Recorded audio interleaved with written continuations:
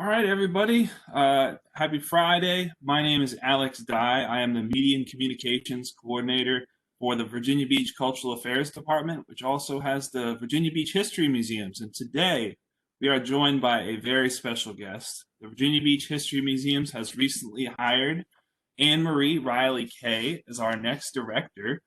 So before we get into some questions and you all can get to know Annmarie a little better, I just want to go over some of her background. So she previously served as the executive director at the historic Lotta Plantation in Huntersville, North Carolina from 2018 to 2020, and is actually currently a director of museum studies and adjunct professor at Gardner-Webb University in Boiling Springs, North Carolina. She also has extensive experience managing museum collections, having worked as collections manager at Destination Cleveland County and the Earl Scruggs Center in Shelby, North Carolina, from 2009 to 2012, and as the curator of collections at the Earl Scruggs Center from 2012 to 2015. Annmarie received her bachelor's degree in history from Southern Wesleyan University in Central South Carolina, and her master's degree in museum studies from Leicester University in the United Kingdom. Adding to her impressive resume, Annmarie has also served as a board member of the North Carolina Museums Council and Beaufort History Museum, as well as an advisory board member for the South Carolina Humanities. So welcome, Annmarie. We're glad to have you on board. Thank you. I'm really excited. So just first of all, let's cut to the chase. So, we've been looking for a new director for a while, and you decided to apply and take the position. So why did you take it, and what about our museum stood out to you? Well, I love history, and I have a passion for early American history and for English history because I studied in the UK. I think that's probably an obvious there.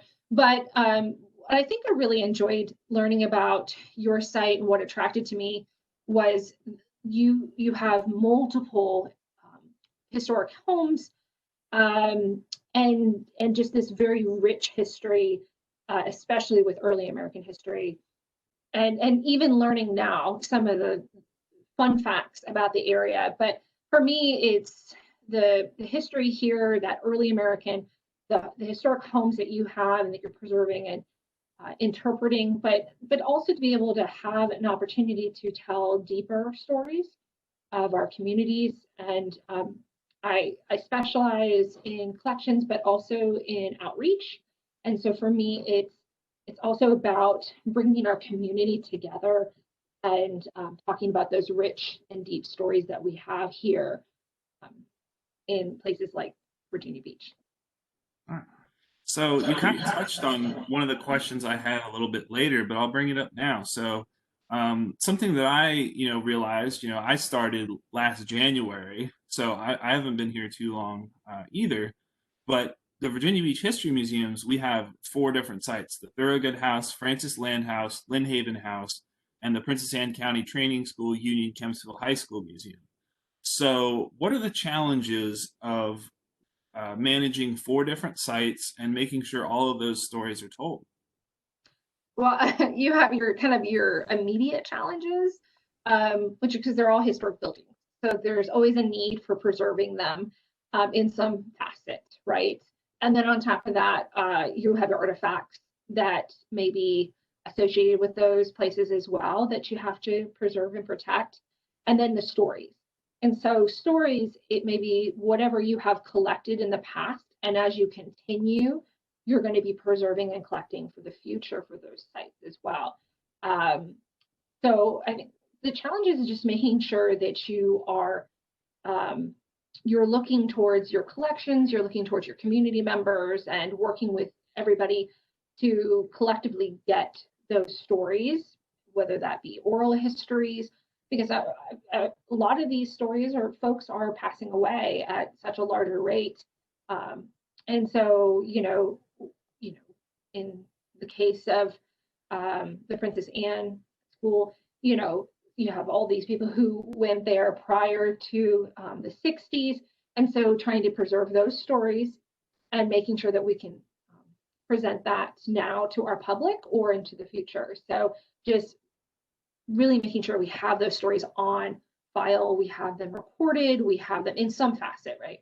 And then having access, right? Because we're stewards of these collections, right? So it's our job to make sure that they're accessible for our community to then get to see them and enjoy them for future generations. Absolutely. And I've heard you use the word community a lot, and I think that's very important because our museums are not only, it's not just the history, but they're intertwined in the communities. I mean, you have the Thorogood House and the Lynnhaven House, right in the middle of neighborhoods. You have the Francis Land House along a main drag, and you have the Princess Anne County Training School, Union Kempsville High School Museum inside of a school. So I don't know of too many other places where the museums are so embedded in the community. So, as such, we're really intertwined with stakeholders from the different museums in the city, schools, tourism groups, civic leagues, and other supportive partners. So, have you had any contact with any of our partners yet? And what do you think those partnerships mean, and how do you think we can grow them? So yes, I've had contact already, which has been great, and continuing to work with those civic groups, community members, stakeholders, school children, teachers, professors, you name it. I'm sure I'm leaving other people out, and I apologize, but everybody is important in this piece because it's a piece of our culture and heritage. It's a part of learning from our past and moving forward. And like you said, it's two to 300 years of history surrounded by modern buildings today. But they're important because it's a part of the story. The architecture or the building itself is really just a tool, if you think about it, to tell those stories. The stories is the main focus, but then we have these buildings and we have artifacts as our kind of a tool to explain how things have been and where we're going forward. And but yeah, it's hugely important because for us to be relevant today, our communities are really what help us to be able to tell those stories and to share those stories because they are donating their time, they're donating their artifacts, their oh gosh, you name it. I mean, they're part of it all. I mean, without them, we would not be possible, literally. So, for me, it's hugely important that we are, reaching out to our community as a whole to better, I guess, to understand and better appreciate and move forward with this history and collecting along the way. Right. And I think that community spirit, I'm born and raised in Virginia Beach, so I know how this community really supports itself and supports others in it. So you're in for a very supportive community. You came to the right place. So just tell us a little bit about where you were before the Lotta Plantation. What are some of the things that site had, or some of the things that you achieved there that you hope to bring to the Virginia Beach History Museums, or you think can apply here? Similar, it's a historic property. We have 11 historic buildings on site, a main historic house, a smokehouse that was also original, and then other buildings that were brought on to be preserved on that property as well from other parts of the area. And one of the things that I think I was really excited that we were doing was to grow and build our community with various forms of programming, workshops for people to be involved in, our events, research, working with interns. So just having the ability to work with students from high school all the way into graduate level, working closely with universities to tour the site, to have a better understanding of like how we can improve our interpretation of that site. But yeah, I think, obviously 2020 has been a year for everybody. So prior to that, we were just building that community, getting more people involved. I was really proud of organizing an advisory board that helped us with exhibitions. We were renovating a space for a new exhibition space to better illustrate those stories that even like hidden stories or stories that were not being well told, we were uncovering those stories, and we were going to go ahead and put that into a new exhibit space. And so having community members from all parts of that area be a part and participate in that to give us some insights, not for their own expertise as well as ours, and this collaborative nature. So I was really exceptionally excited about that. We had some amazing folks on that prior to 2020 and having to put the brakes on, but and also the programming part of it, just creating new and unique experiences for folks to come and check us out. So hopefully that answers some of your questions there. Oh yeah, I kind of wanted to throw you a little bit of a curveball here too. It's something that you had mentioned in one of our staff calls, is the connection to the film industry at your last site. You want to talk about that? So I haven't had much experience with film prior to Historic Lotta. Lotta has had film before there, and then we continued. I had 3 back-to-back films when I first got hired, which was really exciting. I learned a lot through those film processes, but I know that they were previously for Sleepy Hollow. They were, I think that there was another well-known show that they were featured on as well. We did a lot of historical filming for like short films or indie films. We had one indie film that was quite good, that it was a whole weekend that they filmed. They were out of Savannah, and it actually had to do with a pretty typical thing, which was on mourning. And so it was all on mourning practices and centered around a storyline of a little boy who fell ill and then passed away, and the tragedy around that in terms of 19th century mourning practices. So that was it was exciting. But yeah, so we had had others where we had some of our cabins used for film work, and then also how other people like churches are using historical time periods to reference kind of biblical things as well. So we had some other places, and you wouldn't even think about who's using these films and how they're using them, but it was really neat. And I just thought that was such a great experience because it's highlighting and showcasing those buildings that we were preserving, and also giving kind of recognition to that local area as well. So Yeah.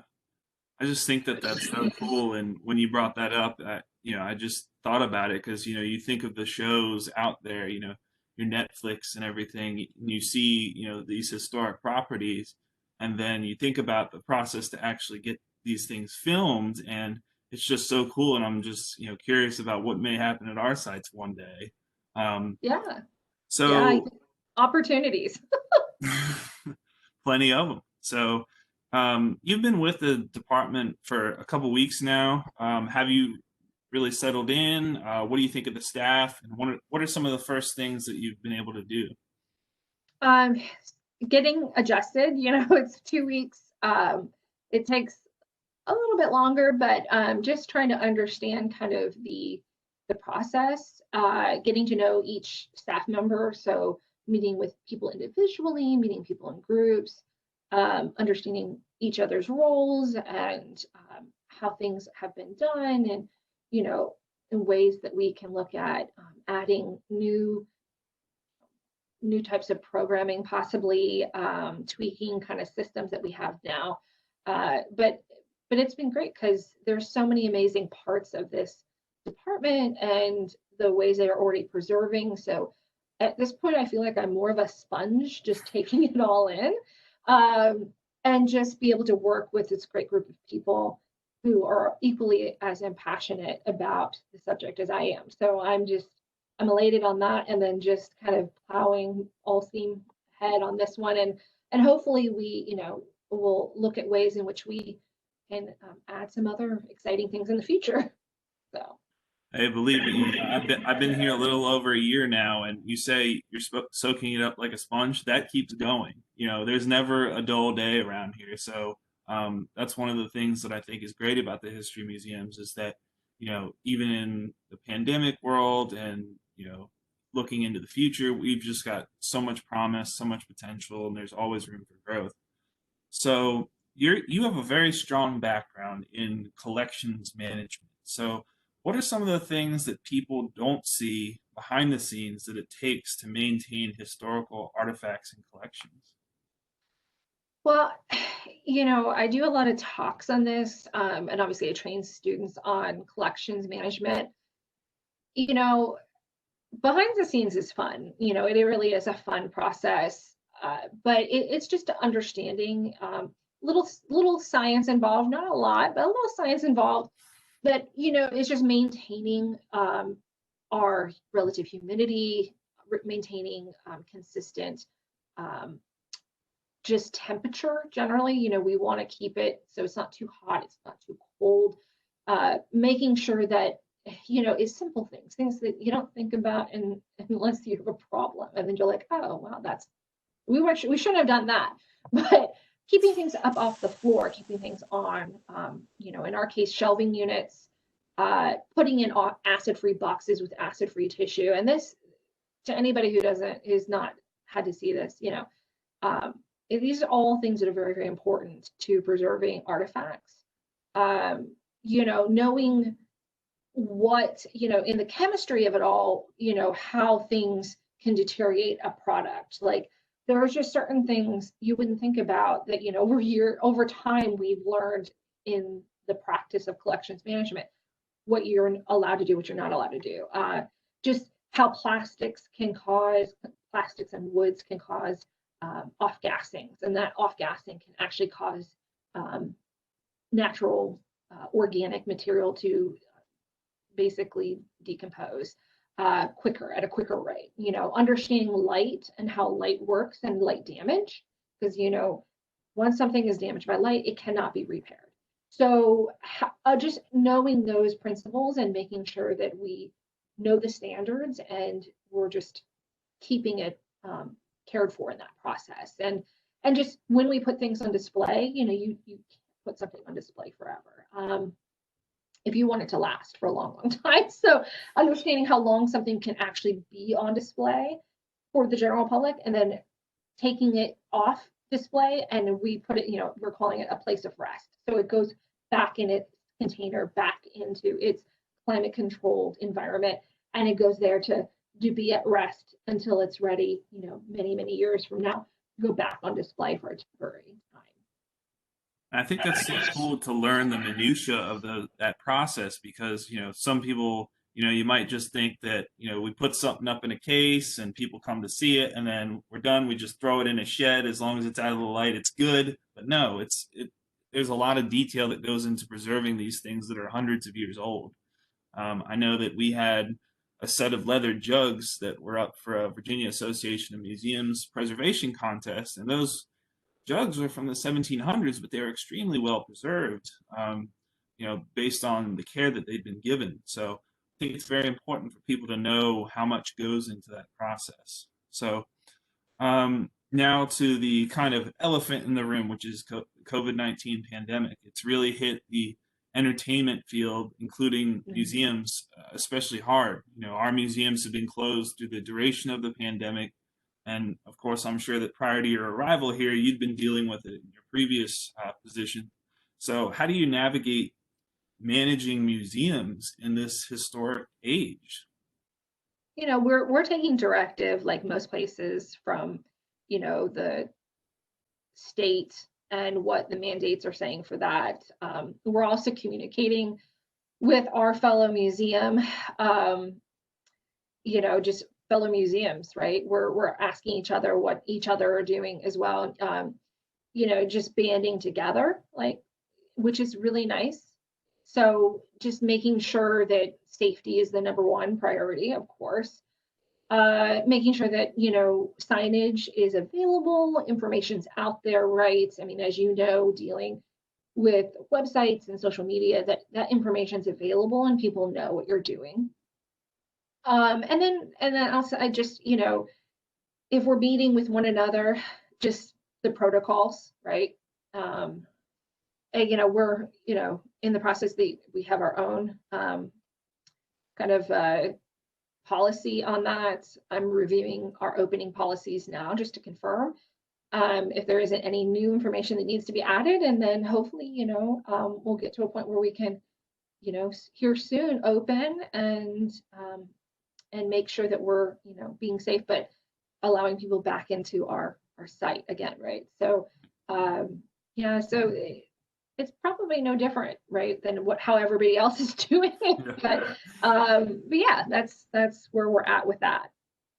I also just think it's so interesting that we are living through such a historic time as now, while also, running history museums. So we're living history, preserving history, and maintaining history all at the same time.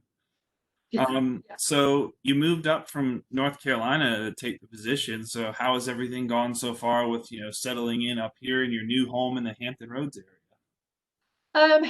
It's going really well. It was probably one of the smoothest transition. And we sold our house, and now so all these things that one would be like fretting over, it just kind of worked like clockwork. It was quick. I accepted the position early December. It was like December 2nd or something, and then got started first day on the 4th of January. So during two back-to-back holidays, so we made it work, and it was exciting. We've lived by the beach before, but it was a little further south, so it was nice to kind of get back to a beach area. It's beautiful here. The history is amazing. Just a wealth of history, and the fact that you have all these historic buildings at your fingertips. So that's been really neat to go through. But yeah, we're here and we're settling in pretty nicely, actually. Thank you.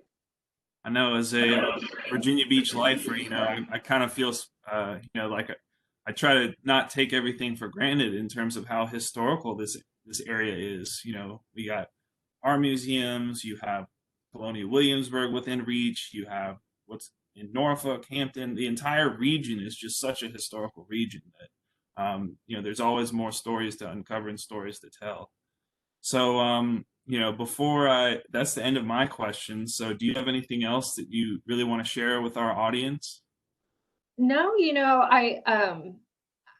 I'm kind of an open book, so to speak. I have done a little bit of everything, over the years. Collections management is what I kind of started out as.